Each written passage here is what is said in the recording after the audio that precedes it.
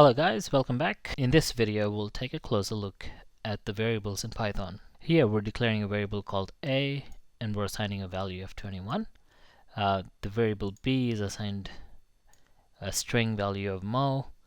C is assigned a floating point value of 21.98 and d is assigned 11, but in double quotes means that's a string. So if you try to add A and C, you should get an error message, or C and D will fail. So basically, if you want to add C and D, you add C and convert D to an integer using the int function, like we're doing here. We'll talk about functions a little later, but I just wanted to show you that adding two different types or two different data types isn't possible. Then we have a few more variables, employee name, and we have a salutation of Mr. And I've given a space here, so you should see double spaces over here. So it's two spaces. That's one space, and the black area is another space. So I shouldn't have done that.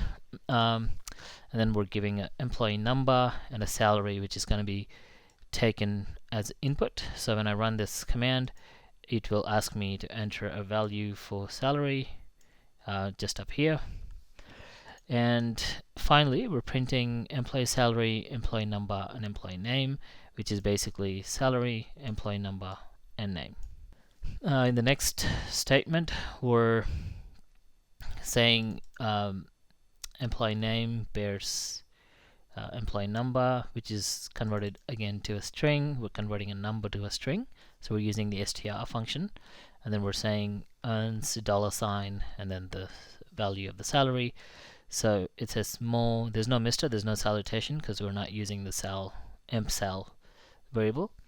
Bears employee number this, which is also a string, and earns so much in dollar value. In the next statement, we're using employee sal, which is the salutation, and like I said, I shouldn't have had a space in Mr or salutation variable. That's why it's printing two spaces, and then the same statement's getting printed. And then I'm printing two variables. Again, it's just saying Mr. Mo.